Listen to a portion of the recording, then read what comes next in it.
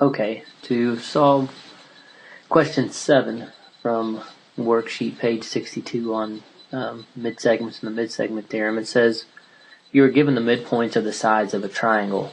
Find the coordinates of the vertices. Okay, we're given the midpoints. If we were to connect any of these two midpoints, I'll start right here. That would be a mid-segment. This is the point -2, 4, and this is the point 1, 0. Now, what we know about a midsegment is its endpoints are midpoints of two sides of the triangle, and by the midsegment theorem, we know that that midsegment is half as long as the third side, and it's also parallel to that third side. By third side, we mean, in this case, the side that runs through this midpoint, which is 1, 2, 3, 4, 5, 6, 3. Okay?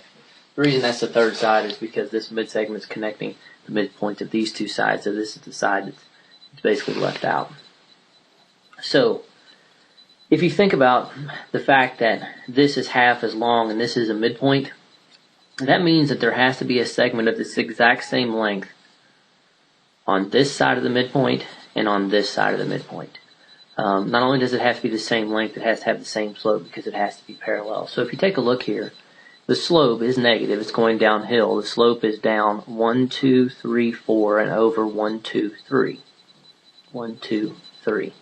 So the slope here is down 4, -4, 1, 2, 3, 4, over 3. So if we, from this point, go down 1, 2, 3, 4, and over 1, 2, 3, what we've done is we've created a segment that's congruent to this segment and also parallel. Now keep in mind that this midsegment's half as long as this side and this is the midpoint. So we need another segment of its exact same length with the same slope on the other side.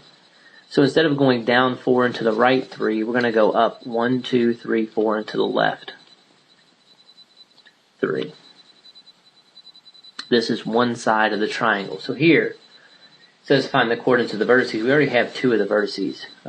In this case, we have, let's see, this is 6, 7, 8, 9, 9, -1, and 1, 2, 3, 1, 2, 3, 4, 5, 6, 7, and 3, 7. Okay, now in order to get the third vertex, we're going to do the same thing. Okay, we're going to take this and we're going to connect two of the other midpoints, giving us another mid-segment. Okay, now taking a look at this mid-segment, what we notice is that the slope of this line, this time it's positive. We go up 1, 2, 3, and to the right 1, 2, 3, 4, 5. So 3/5.